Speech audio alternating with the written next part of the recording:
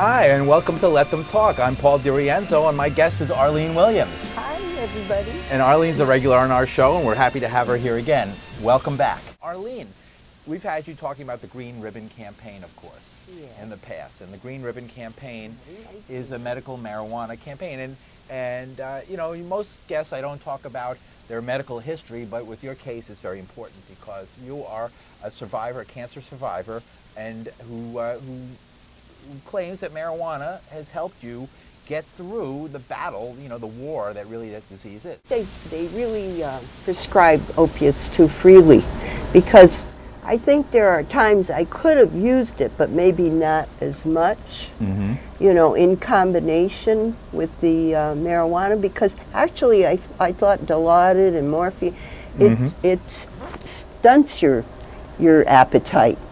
You know, you can't really eat with these drugs, where at least cannabis you can eat.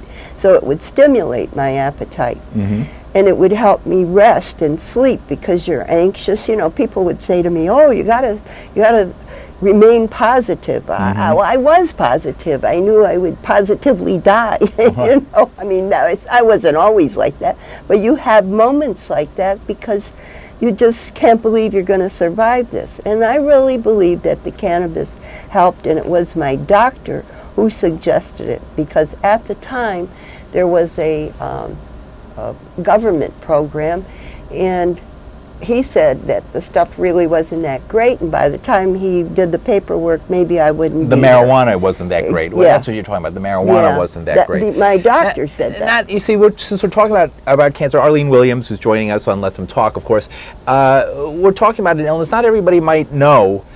Probably more people in our listening audience have had to go through the battles of chemotherapy than have used marijuana to make themselves better because of it. So they might not know. You know, marijuana is a plant substance, the marijuana plant. Now, it's also in chemical. You can extract it and make a pill out of it, and it's called Marinol, and they give that to people as well. Marijuana has been shown, and I think it's well known that it definitely helps with nausea and with the other problems inherent with chemotherapy, radiation therapy, those things that are used for treatment.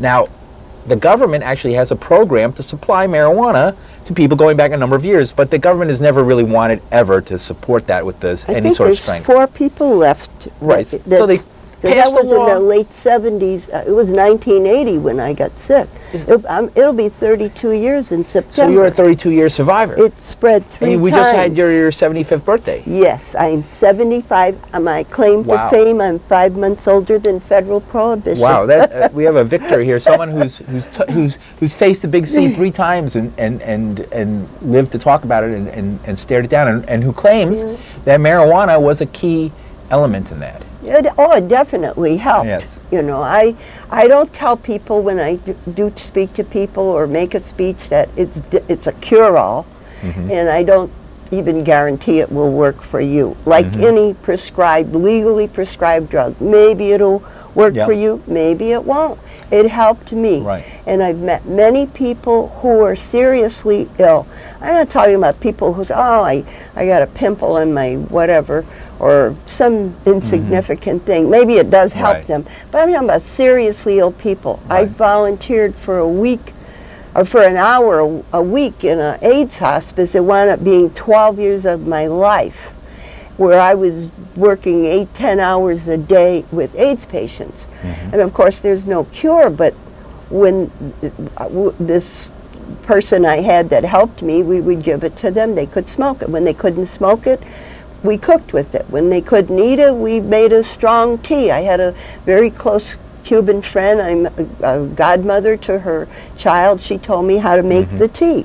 So there's no cure for AIDS, but it did help them.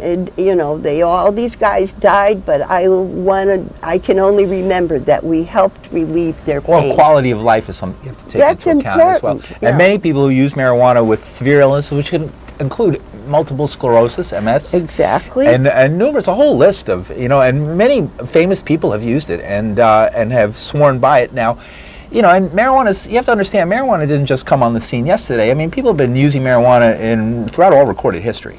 There was 3,500 point years. In my life I actually thought it was legal. I didn't drink, I didn't smoke, I married when I was 17. My husband was a fight promoter and manager, and there was this subculture, and he was a gambler. You know Bert Sugar? What? Did you know Bert Sugar? Oh yeah, okay. Of course, he just passed away recently, yeah, and he exactly. was the god of boxing, right? Yeah, and anyway, we would go to these after hours where he would gamble, and people were smoking. I thought it was legal, and nobody ever offered me anything. Yeah, and I had no desire to ask for it or try it.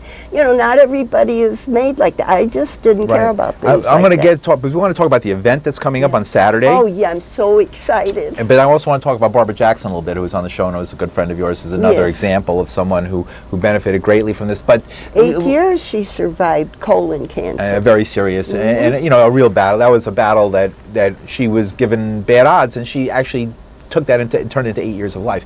So let us talk for a minute about the event that's happening on Saturday, because you're here to promote this event, and so not to tax your having to list things. I have the facts of what's going to happen, and I don't really know all the speakers yet, but I don't think all of us will do. Or all the bands and everything. I'm confident you have the facts. You're like a walking encyclopedia. I love being with you. So, I wish my family felt the same way. They want to shut me up. You know, I think you're as old as my youngest son, Tony. Yeah, I'm an old guy. Oh my God, don't let him hear that.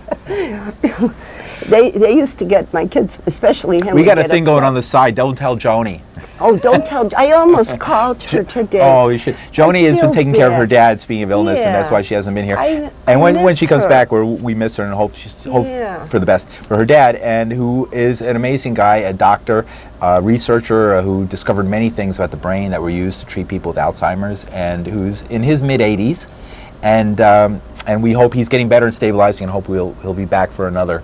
To finish out his 100 years. If Joni has anything to do with it, she'll see his 100. Well, I'm not celebrating anything else again. I had this magnificent party at 75 a few months ago, and I'm not going to have another party till I turn 100, or if they legalize marijuana. Okay. Y'all come to my house. Not exactly. There you go. We have the party at Arlene. You all heard it all over Manhattan. Y'all come to my house. All right, and we shall. And we shall. Oh God. Another revolutionary star from Detroit. I mean, from New York originally, I think, but I was born in Detroit on the front lines. You were born in Detroit. Don't mess with me. I come from the front lines. That's tough. You're a radical. You really were ahead of your time in many different ways. Oh yeah, that's for sure. And we won't go into all the details because we don't have all day and all week. We're going to need a whole day. But we'll give you the rights to the musical. Right, in the documentary. So, okay, this is the event. This Saturday, May 5th, is the event for the Cannabis March, the 2012 Worldwide Cannabis March. And it starts at high noon, of course. What other time would it start? At high noon in Washington Square Park in front of the Garibaldi statue. East side of the statue. Right, east side of the statue. And then we're going to have from about noon to about 1:30. There are going to be speakers, and I don't think there'll be amplification. Maybe a small thing, couple of speakers, I don't know, but it will be really open mic. Open mic. We're going to get ready and march down University, or march up, I guess, University Avenue, over to 4th Street, and then up to Union Square Park, where we will arrive at 2 o'clock. And at Union Square Park, there will be a full stage and bands and music and speeches from 2 o'clock until 6 p.m. in Union Square Park. So it's this Saturday. High noon, Washington Square Park, Garibaldi statue, the east side of the park. A march at 1:30 up University Avenue, the famous pot parade. And then we are going to end up in Union Square Park at about 2 o'clock, and we will have a stage, and we're going to have bands, and we're going to have all kinds of things happening. It'll be a really exciting time. We have a really great list of speakers, people who really know. We have retired police who are against the drug war. We have experts on marijuana who'll tell you everything you want to know about marijuana. Undercover agent, retired narc agent. Who's that? Who's our guest? Joanne Knowlton. She's a professor of law and a criminal defense lawyer. Where does she Professor of drug law, I believe. Where does she teach that? I was going to say across the street here from M&N. That's where they have John Jay, criminal justice. Maybe, no, I don't know. No, it's not there? She lives But she's going to be there, so come and hear from an expert. Hear her stories. An undercover cop, narcotics cop. Who believes basically it's all been a waste of time. A waste of money and waste of time. One of the main things I like to always talk about is just how much money we are wasting besides the lives. I mean, the 500,000 people who every year are stopped and frisked in New York City, 90% of them have nothing. Of that 10%, and 55% are people of color. 55% are black. And Latinos are another 35%. I think, you know, people who look like me, 15%. Okay, of the stop and frisk. Exactly. Okay, and then 90% of all those people are, of course, innocent of anything, nothing. But of the 10% who do get hauled in, the vast majority of them have a small amount of marijuana that they inadvertently show the police officer when they open up their wallet to show them their ID. So that becomes... But the cops will con them into doing that. Yes. They'll say, oh, come on, just tell us, you know. Right. And it's okay. And the kids fall for that. I came here in a cab, and a cab driver was from the former Congo, Democratic Republic of Congo. I forgot what they used to call it, Zaire or something. Yeah. And he told me he was stopped like that in the Bronx. Same way. The dark-skinned guy, and he said they shook him down. They thought he said, I don't smoke, I don't drink or anything. I really messed with his head. Muslim, I happen to know a little of his dialect. Oh, and really? I thought he almost had an accident. So what dialect is that, Fulani or? It's Kiswahili. She knows a lot about African history and culture. Right. As you can tell, Arlene Williams knows a lot about African American culture as well as African culture. She does. And for good reason. And so let's move forward. So that's the show, that's the event. Tell us a little bit more. We should do a show on that sometime. On what? On the mixed marriages. On mixed marriages. From back then. What was it like for you, a person of European extraction, to marry a very dark-skinned African-American man, I assume, in a time of the 1950s? I was 17, he was 32, and, well, in this country, you couldn't marry black, you couldn't marry American Indian, and you couldn't marry Asian. It was against the law, and in Michigan, they had just legalized it. It was barely legal. Barely legal. He didn't You're barely legal. Yeah, well, I was he couldn't understand what he was doing with me at all. 17, and I'm sure he regretted it many times because he didn't use drugs, which most people would say, oh yeah, they all use drugs. He didn't even, he smoked cigarettes. He barely drank. We would drive down the car. I just recently started talking about this too, because I think I suppressed it. I really don't want to remember it too much. We would be in the car and they'd stop us, the police, pull him out. One night they pulled him out, held him his arms back and used the N-word, watch this, you know, and grabbed me and banged my head against the car. Right. You know, and really roughed me up. We went to jail. Wow. And then they had some law you'd have to get a lawyer, like they could hold you 72 hours. And it was like a disorderly person thing. But as soon as you got out on the steps, they could arrest you again if they had it in for you. I went to jail like 10 nights in a row one time. So I know what all of that is. Just for walking together and being together. Just being together. But we had no problem with our families. You know, I mean, on either side, no problem. There were loving families on both sides. We had good families, we had good friends, and that's kind of why I came to New York. You're such a rebel, standing up against it, because who would have thought, you know, back in those days when you were 17 years old, that 20, 30 years later it would become, if not commonplace, it's a much more common. Polish-American Catholic girl. I had 3 choices in those days: to get married, become a nun, or play the accordion. I did all 3. They would take you in the convent. I wanted to be a sister from the 8th grade. I went into the cloister, and I left. I was 17, and a couple months later I married out of my religion, out of my race, out of my tree. A total rebel. You were definitely a child of your times. My mother, all she said was, because he was so much older. She said, "Oh, you're going to be rocking his chair. You're going to be sorry." You know, he passed away. God bless him. Oh. But he was a good person. And you have a great bunch of sons and my daughter, family, my grandchildren. I'm a great-grandmother. Yes. I met some of your children. And, and they all support me. They don't drink. They don't smoke. They, you know. Right, I know. It always feels a little funny. But that's okay. All right, so Arlene Williams, who's joining us and telling us about her life and what led her. But you know, to kick off this, you know, I always bring you something. Oh, so great. To kick off this march, I brought you a little pot. Oh, a little pot right here live? Yeah. I just came from OWS. You're going to get me in trouble. It's a little pot holder. Oh, this is beautiful. This is what we were waiting for. How cool I'm gonna can wear that mine. be? All right. I bought myself you can make it into clothing. I'm going to put a chain on it, and it'll be my bling on Saturday. Right. Oh, like this, sort of like this. Yeah, that's what I'm going to do. So thank you, Arlene. All right, great. Well, we got to hook that up here. I'm going to just leave that on my lap here. Everybody who's tuned in, I hope you're going to be there. Yeah. I mean, I expect you to be there. I mean, you don't have to indulge to be there, but you should come to at least support our rights. Yeah, it's about rights, so you don't have to come. It's not just a stoner march. I mean, it has that history, and there's plenty of people who come for that, but it's much more than that, as you can see from the speakers and the speaker list that we're developing at the stage. And we're really trying to change the laws here in New York State. We're really only 2 or 3 recalcitrant Republicans away from getting a medical marijuana bill in New York.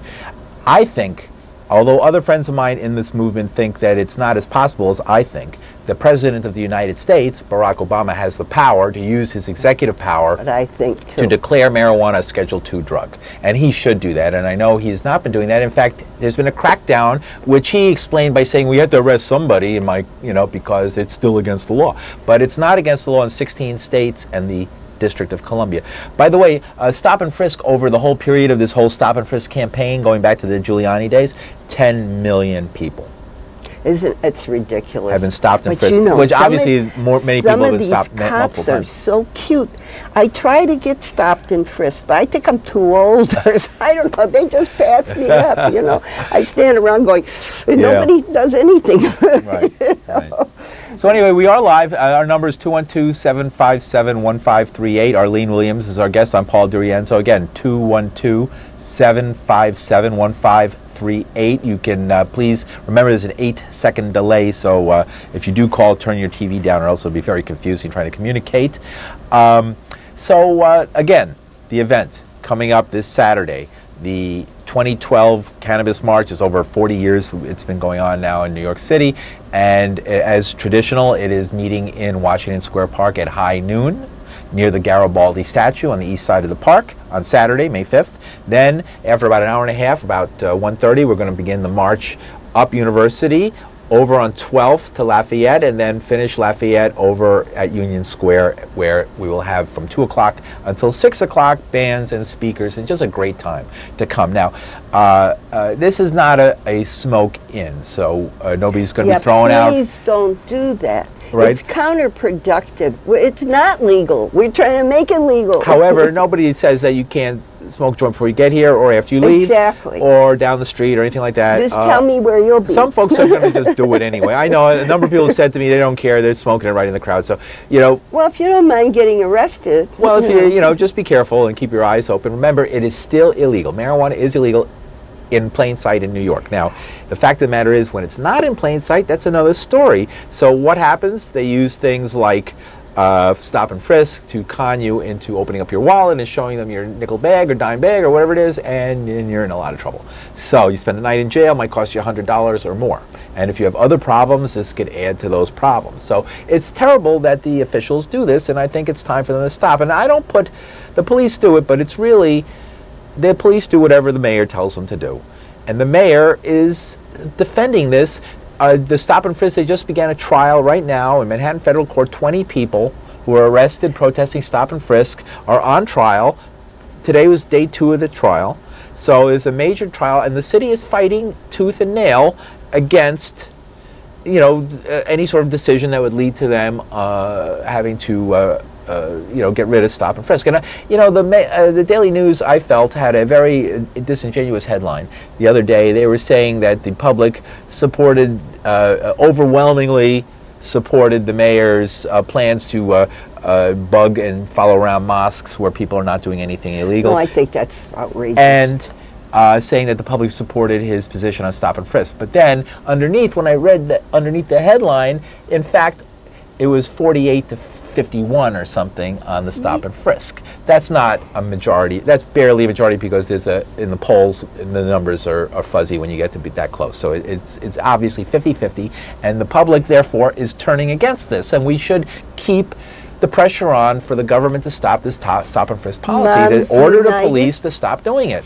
Moms United are going to march. Yes, let's talk about it. They're corporate women. They're leading the march, aren't they, in a way? Yes, I think Moms United is an organization. They're right up front. They started out in California, and I believe, was it California? Anyway, they have chapters throughout the United States. And these women, they're professional women. They're mothers, and they don't want their children going to jail. And they're white too. They're white, they're black, they're everything. So I really, I'm proud that they're coming because I think the public needs to see a different image of us. The public thinks they equate marijuana with heroin, with a needle in your arm. I can't. Well, that's when crazy people really believe that. When Vallone Jr. gets up and says marijuana kills you. Yeah, stupid statements like that are just made to frighten people, to shut down discussion and debate, not to really have an intelligent discussion. When total lies are told, in 2,500 years of known marijuana use, proven, written about, nobody's ever died from it, ever. I had a professor of sociology, I don't know if I can pull it up even. Yes. And he sent me an email just before I left. Oh, I can't. Oh, we'll talk about it. So again, while you're looking that up, I'll remind folks that the event is this Saturday.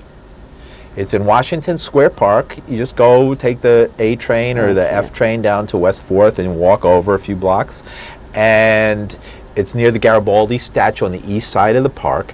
Then so we're going to be there from high noon until 1:30. Then we're going to march up to Union Square along University Place. And at Union Square, we're going to have 4 hours of music and other events from 2 to 6. So we invite folks to come. And you can get more information at 9bleecker.com, number 9, numeral 9, Bleecker, BLEECKER.com.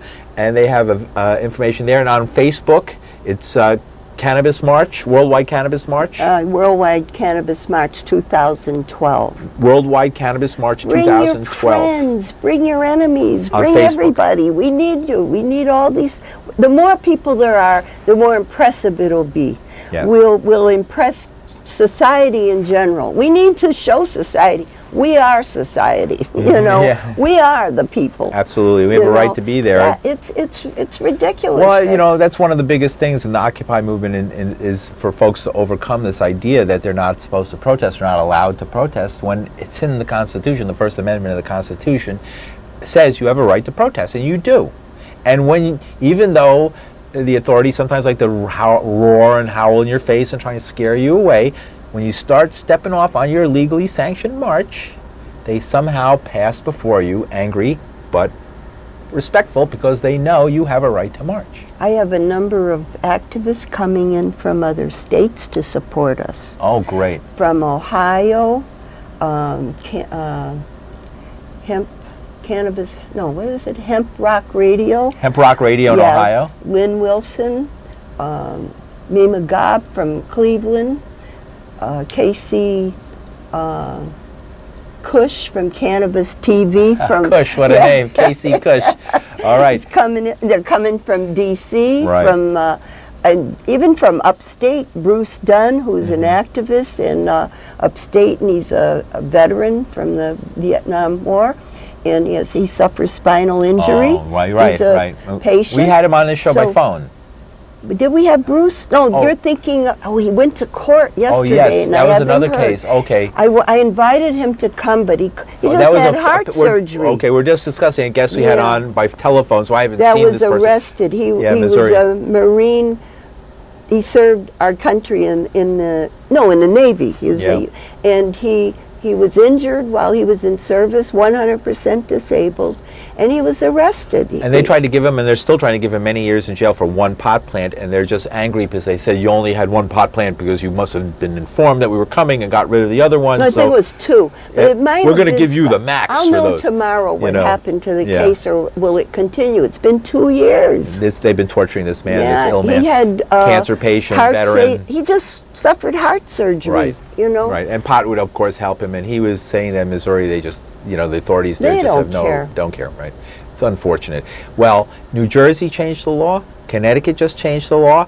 New York is this gigantic. No, Connecticcut votes tomorrow, I think. Right. Oh, to overturn the governor's veto. I thought their assembly voted for it. Yeah, but they have to go one more step. I think to it'll the Senate. be I'm not sure of Connecticut law how they do it there. But if they win and we don't, right. Well, they won by a huge amount.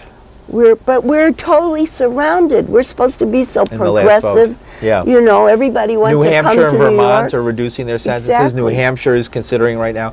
We're the only state that's holding out. And when New York changes, I think it'll change the whole Northeast and the whole complexion of the whole thing. Because right now it's the West Coast, it's California, it's a kid sort of the youth movement sort of thing. We want to make it a mainstream sort of thing here in New York City, the Big Apple. This is where we can really convince people that the days for medical marijuana have come. Yeah, and I don't want to wait till I'm 100 or whatever. I want it now. And I'm sure you'll be around when you're 100 to smoke it. Arlene Williams. We have 1 more minute. Our event is this Saturday, and it's in Washington Square Park at high noon. At 1:30. And then we're going to march. And then at 1:30 we're going to march, and then we're going to arrive at 2 at Union Square Park, where we're going to have from 2 to 6 all kinds of great events and music and all the speakers you've been hearing about that we're going to have. Oh, it's going to be great. I feel confident. This year it's a great group we're working with.